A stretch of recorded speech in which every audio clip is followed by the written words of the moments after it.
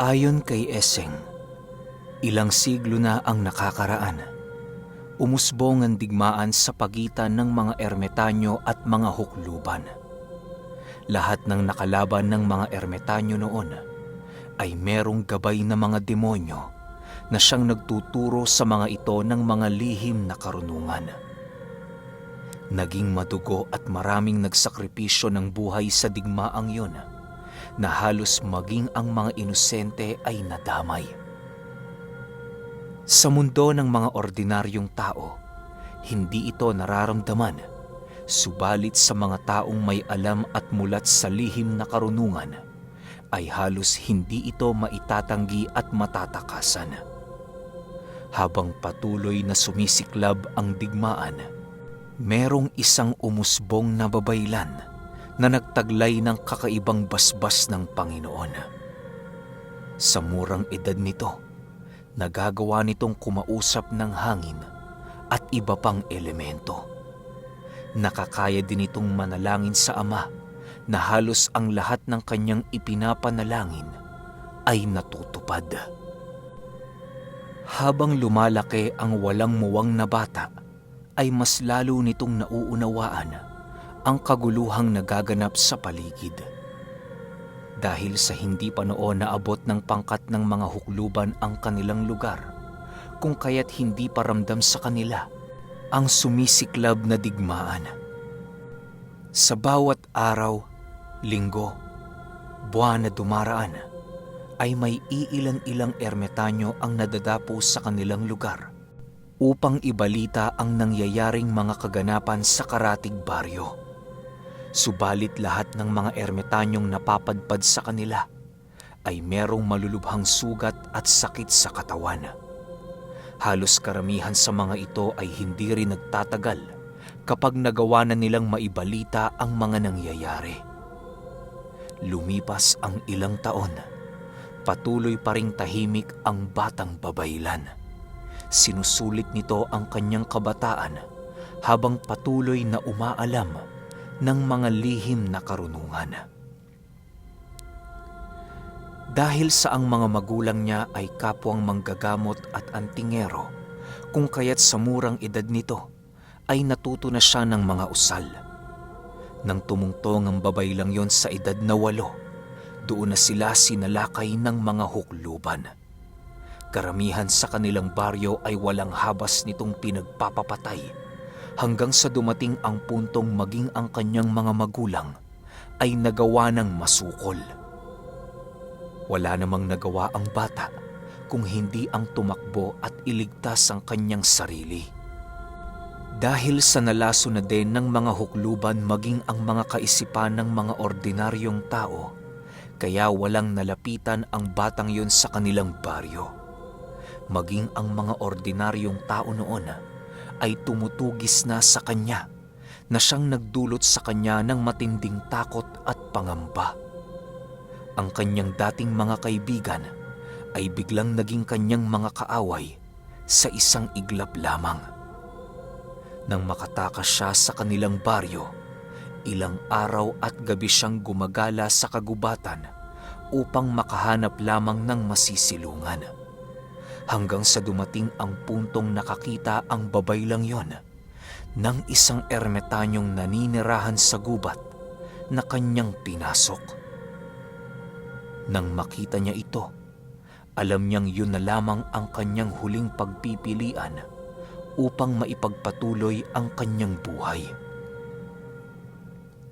Dahil alam niya sa kanyang sarili na hindi siya magtatagal sa gubat na yon kung wala siyang makakatulong. Noong una, hindi ito tinanggap ng ermetanyo, subalit nang di naglaon ay nakita niya ang potensyal ng bata.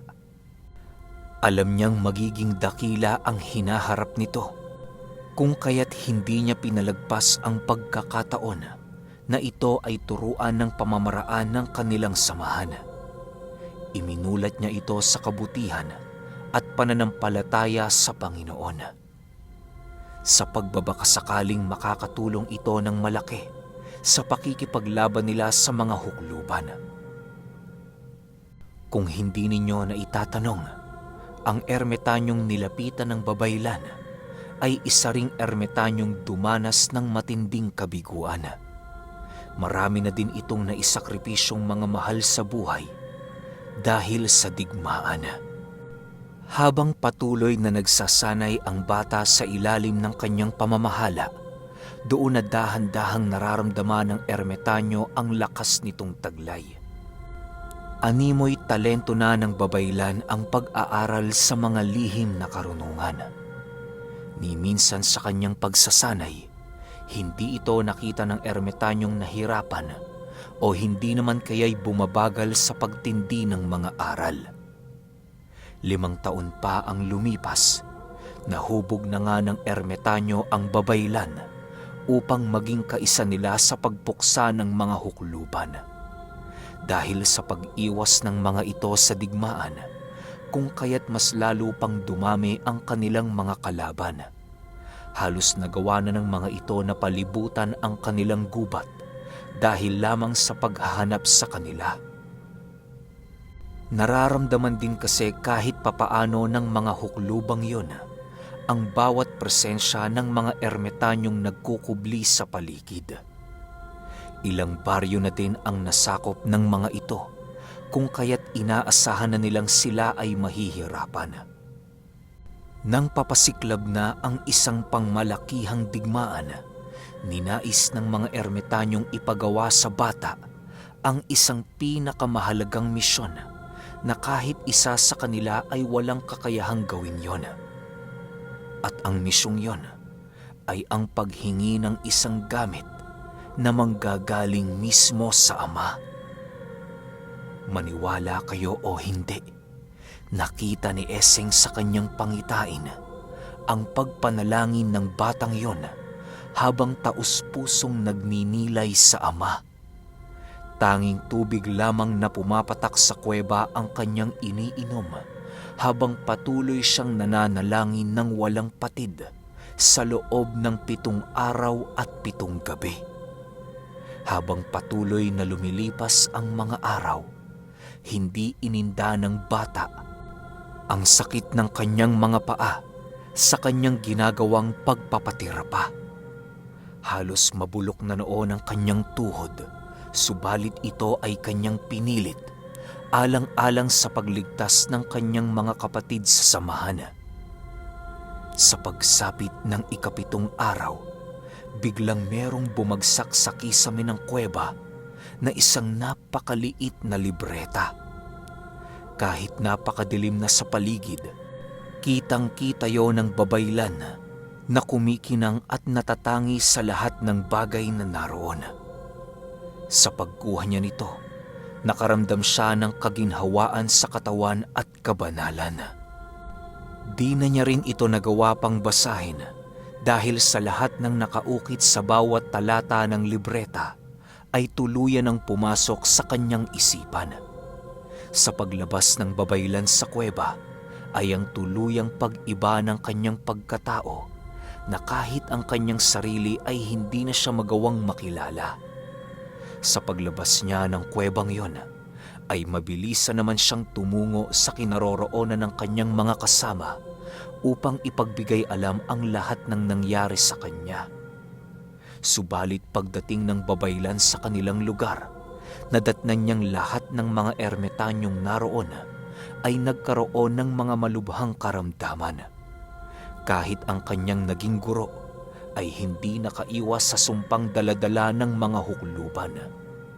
Nagawa naman itong magamot ng babaylan sa tulong ng bago niyang karunungan, kaya't karamihan sa mga ermitanyong sugatan ay nagawa niyang maisalba sa tiyak na kapahamakan. Magmula ng araw na yon, iminulat niya ang lahat ng ermitanyo sa aral na bigay ng Ama. Nagawa na nila noong pumatay ng hukluban sa pamamagitan ng pagpapalayas at pagpapabalik sa impyerno ng mga demonyong naghahari sa mga puso ng mga ito. Habang patuloy silang nakikipaglaban, nagkakaroon na ng isang pag-asa ang mga ermitanyo na magagawa nilang matalo ang mga demonyo kung susundin nila ang batang babaylan. Nang tuluyan na nilang makaharap ang mga hukluban, isa-isa itong nagsibagsakan sa kanilang mga harapan. Wala ni isa sa mga ito ang nagkaroon ng kakayahan upang sila ay labanan, hanggang sa dumating ang panahon na nagawa na nilang makaharap ang pinuno ng kanilang kalaban. Nagtataglay ito ng isang mataas na uri ng demonyo, kaya na may hindi ito basta-bastang natitinag sa mga usal ng mga ermitanyo. Dahil sa lakas ng demonyong yon, may iilan ding ermitanyong namatay sa kanilang ginawang pakikipaglaban. Alam nilang makapangyarihan ng demonyong yon, kung kaya't nag-isip sila ng isang paraan upang ito ay magapi sa digmaan. Habang patuloy nila itong nilalabanan, walang kaide-ideya ang demonyo sa paghahanda ng mga ermitanyo ng isang ritual. Gamit-gamit ang batong buhay, inukitan ito ng batang babaylan ng mga simbolo na nakuha niya sa libreta upang ipako ang demonyo. Napakarami ding dasal doon ang kanyang ibinaon na halos maging laway na niya ang kanyang dugo dahil sa napakasagrado ng mga usal na kanyang ginamit. Matapos niya itong gawin, inusalan niya ito ng mga pamako upang magsilbing selyo sa demonyo sa gagawin nilang pagkulong nito sa isang tipak ng bato. Nang matagumpay nilang maisagawa ang kanilang plano ng palihim, agad namang nilusob ng babaylan ang dahan-dahang nagpapalit na anyo ng hukluban. Meron itong matipunong katawan, kung kaya't inaasahan na niyang nagtataglay din ito ng isang hindi masukat na lakas ng pangangatawan. Sa paglapit niya rito, mabilis na naman niyang idinikit ang kanyang hawak na bato sa dibdib nito upang isagawa ang unang hakbang ng ritual. Matapos niya itong gawin, isang iglap lamang ang dumaan nang biglang magsisisigaw ang demonyo dahil sa dahan-dahan nitong pagkawala ng kanyang kaluluwa sa katawan. Lahat ng nilalang na naroon sa katawan ng hukluban ay nagawang mahigop ng bato, hanggang sa hindi naglaon ay tanging katawang lupa na lamang ang naiwan ng hukluban sa lugar na kanyang pinaghaharian. Sa pagkamatay ng huklubang yon, ay ang pagkamatay naman ng lahat ng kanyang mga tagasunod dahil sa nagawaring mahigop ng bato ang kanilang mga masasamang kaluluwa.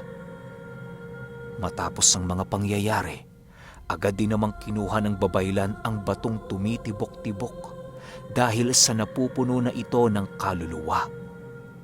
Nang kanya na itong makuha, agad din naman niya itong binasag sa isang tipak ng batong dinala ng mga ermitanyo upang doon ikulong ng napakahabang panahon ang dyablo.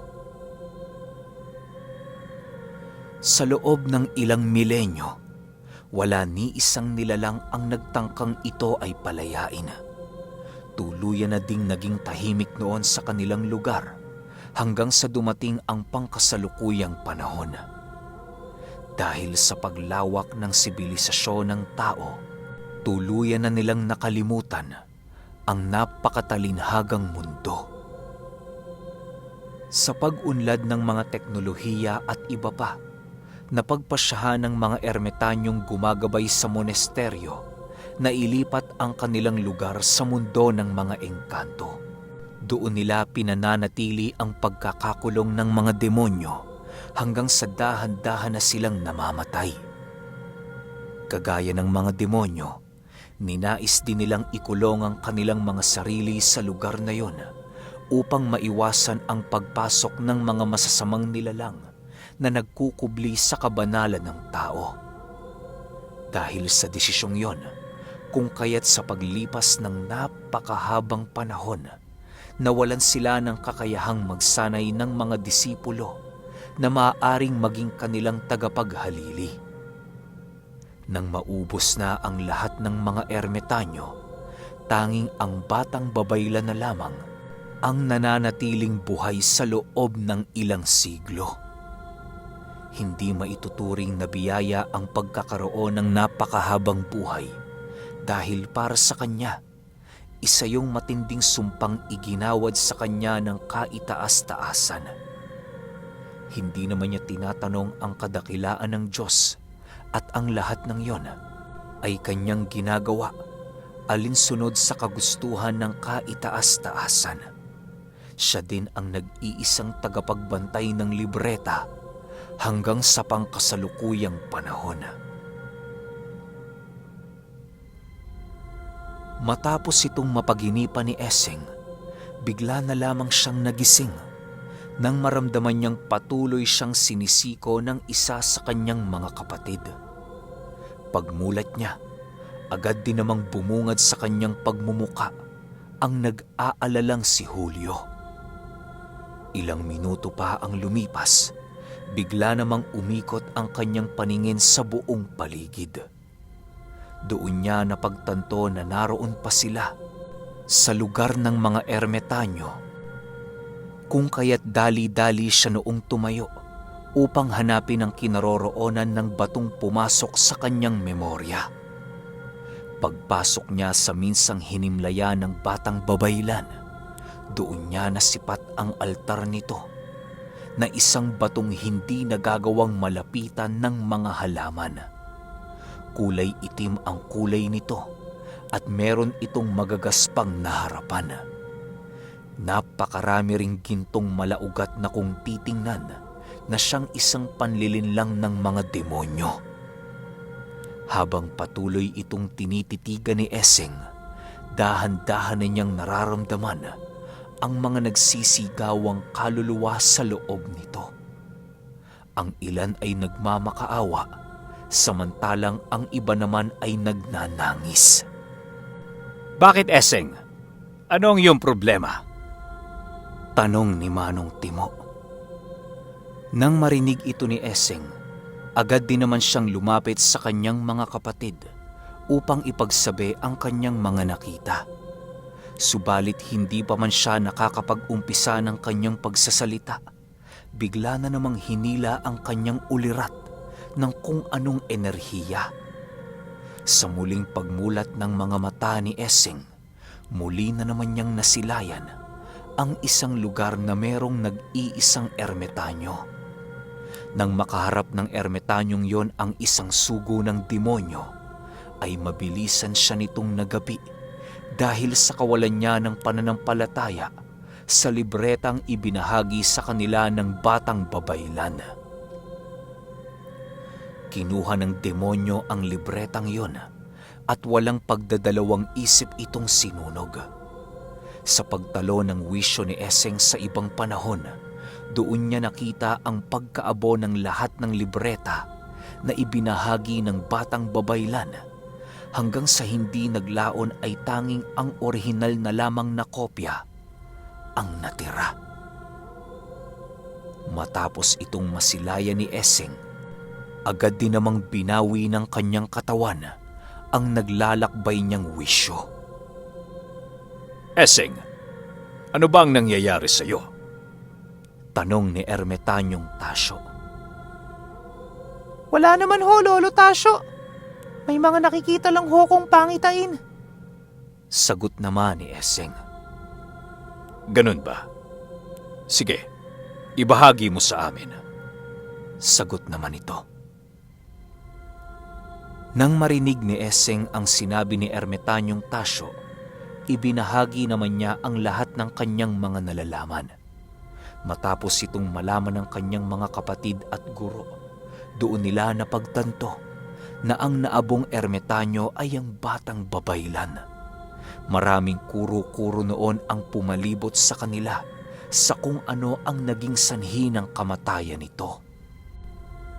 Essing, sa palagay ko merong demonyo ang nakapasok dito sa monasteryo. Hindi mamamatay ang nagtatanga ng libretang yan hanggat hindi niya ito napapasa.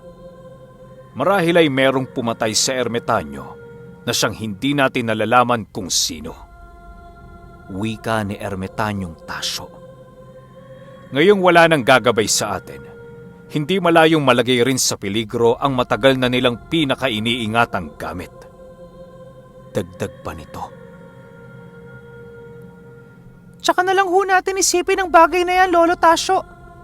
Sa ngayon, pagtuunan na muna nating pansin kung paano natin magagawang patayin si Kanyas. Sagot naman ni Essing. Matapos nilang mag-usap, agad din namang lumabas sila Essing sa bahay na yon. Nilibingan nila ito ng mga pangontra upang masigurong walang demonyo ang magtatangka na muling buhayin ang minsang pumaslang sa hindi mabilang na sugo ng Panginoon. Matapos nila itong gawin, agad din naman silang tumungo sa lagusang ginawa ng ermetanyo. Pagpasok nila rito, kisap mata lang naman ang pagitan ng tuluyan nilang narating ang mundo ng mga tao. Mabilisan sila noong bumalik sa tahanan ni Ermetanyong Tasyo upang muling isagawa ang kanilang plano. Sa pagkakataong yon, kinakailangan na nilang mag-ingat sa lahat ng nilalang na magdudulot ng panganib sa kanilang pangkat. Nang marating na nila ang tahanan ng kanilang guro, bumungad sa kanila ang batang nakangisi habang dahan-dahang namumula ang mga mata nito. Nagkakaroon na din ng apoy sa mga dayaming nagsisilbi nitong higaan na siyang labis na ikinagulat nila Essing. Nang masipat ni Makot ang ginawa ng batang babae, dali-dali niya itong nilapitan upang pakalmahin. Sa lahat kasi ng magkakapatid, siya lamang ang medyo nagkaroon ng koneksyon sa babae dahil siya ang nakatoka sa pagpapakain dito.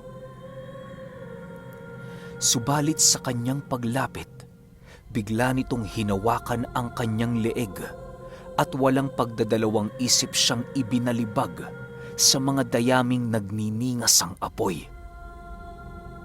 Hindi yan ang aral ng barang! Demonyong batang yan! Sigaw ni Ermetanyong Tasyo. Kasabay ng pagsigaw nito ay ang mabilisan naman niyang pagbunot ng kanyang punyal upang sugurin ng bata. Wala na ring nagawa sila Essing kung hindi ang sumunod sa nais ng kanilang maestro. Alam nilang tatakbo na ito papalayo sa kanilang pamamahay dahil sa inaasahan na nilang hindi sila nito kakayanin. Subalit ang inaakalang yon nila Essing ay biglang nagbago nang masipat nilang buong lakas itong sumugod sa kanilang kinaroroonan. Humahalakhak pa ito habang patuloy na nagsasabing, Hindi ka na magtatagal, Essing! Kasabay ng pagwika nito ay ang mabilisan naman itong pagsunggab kay Essing habang dahan-dahang tinutubuan ng mga pakpak. Napakatalim ng dulo ng mga pakpak ng demonyo na merong nagbabagsakang mga maliliit na apoy. Sa pagpalit nito ng anyo, ay labis itong ikinabahala nila Ermetanyong Tasyo. Alam nilang hindi basta-basta ang demonyong yon kung kaya't patuloy nila itong sinugod upang mailayo ito sa kinaroroonan ni Essing. Habang patuloy siya nitong hinahawakan sa leeg, ay siya namang paghanap ng demonyo ng libreta upang ito ay sunugin. Subalit nang makahanap ng pagkakataon si Essing, tinawag niya si Huben upang bigyan siya ng karagdagang tulong. Matapos kumawala ng demonyo sa kanyang katawan, ay agad naman niyang binuklat ang libreta upang hanapin ang mga usal na papatay sa demonyo. Nang masipat ito ng nilalang, ay halos magwala na ito habang patuloy na umaangil. Hindi rin ito gaanong pinapansin ang mga kasamahan ni Essing dahil sa siya lamang ang pangunahing pakay nito. Nang mahanap na ni Essing ang pahinang nagtataglay ng mga usal sa pagpapalayas ng mga demonyo, ay agad naman niya itong binigkas habang patuloy na iniilagan ang pagsugod ng nilalang. Buong lakas naman itong pinipigilan nila Ermetanyong Tasyo gamit-gamit ang kanilang mutya. Nang magkaroon na si Eseng ng sapat na pagkakataon, ay buong puso niyang binigkas ang lahat ng usal na kanyang nakikita sa libreta upang palayasin ang demonyong nakapaloob sa batang babae. Nang malapit na sa katapusan ng kanyang binibigkas na usal, wala namang nagawa ang demonyo kung hindi ang takpa ng kanyang mga tenga habang patuloy siyang binabalot ng kanyang sariling apoy. Hindi na ito ninais pang sugurin nila Ermitanyong Tasyo sa kadahilanang alam nilang nalalapit na ang katapusan ng demonyo. Sa pagpapatuloy ng kanilang pagmamasid, tanging pagsigaw na lamang ng demonyo ang kanilang naririnig habang dahan-dahan itong nalulusaw. Hindi na rin nila nakita pa ang bata sa kadahilanang kagaya ng ibang mga sinapian, sinama na din ng demonyo maging ang mga kaluluwa nito. Sa pagbalik ng katahimikan sa buong paligid, ay siya namang pagsilay nila Eseng sa natutupok nilang tahanan. Wala ni isang gamit na naisalba noon sila Ermitanyong Tasyo dahil sa bilis ng paglamon dito ng apoy. Noon ding mismong gabi, napagpasyahan nilang maglunsad na ng isang digmaan sa hanay nila Kanyas. Wala na silang magagawa noon kung hindi ang tapusin ang lahat ng digmaang kanilang inumpisahan. Sa pagsapit ng panibagong araw, doon na inumpisahang basahin ni Eseng ang lahat ng natutunan niya sa libreta. Maging sila Ermitanyong Tasyo noon ay binahagian din niya ng karunungan upang masigurong magagawa din nilang makipaglaban sa mga demonyong maaari nilang makaharap. Ilang linggo pa ang lumipas, nagkaroon na ng muling pagpaparamdam sila Kanyas sa abandonadong tahanan.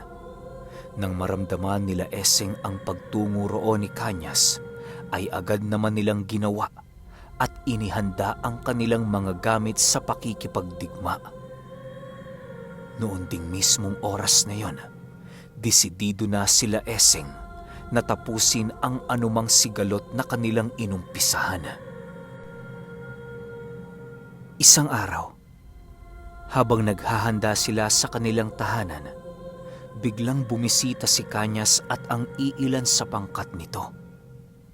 Hindi ito gaanong nakakalapit sa lugar nila Eseng, subalit ramdam na ramdam nila ang napakabigat nitong presensya. Ilang minuto pa ang lumipas, bigla namang lumapit si Ermitanyong Tasyo upang kausapin ito. Ano ang masamang hanging nagtulak sa inyo dito, Kanyas? Tanong ni Ermitanyong Tasyo. Wala naman, kapatid. Binibisita lang kita at kinukumusta sa inyong kalagayan. Sagot ni Kanyas. Nang marinig ni Ermitanyong Tasyo ang sinabi nito, tumawa lang naman ito habang patuloy na nakatitig sa kanyang kapatid. Si Eseng noon, hindi na ninais pang lumapit sa kadahilanang nangangamba siya na maaaring malinlang ang kanyang isipan ng kanilang kalaban. Alam niyang mas higit na importante ang libretang yon kesa sino man sa kanila, kaya hindi niya ito inilapit sa mga nilalang na merong bahid ng kasamaan. Okay, wala pa ako ng finale. Pwede ko na sana siyang ilapag ngayon, pero hihintayin ko na muna. So habang naghihintay tayo ng finale, baka maglapag pa ako ng isa pang kwento na collab din ng 2 kwento para naman masulit yung paghihintay ninyo. Yun lang. Salamat.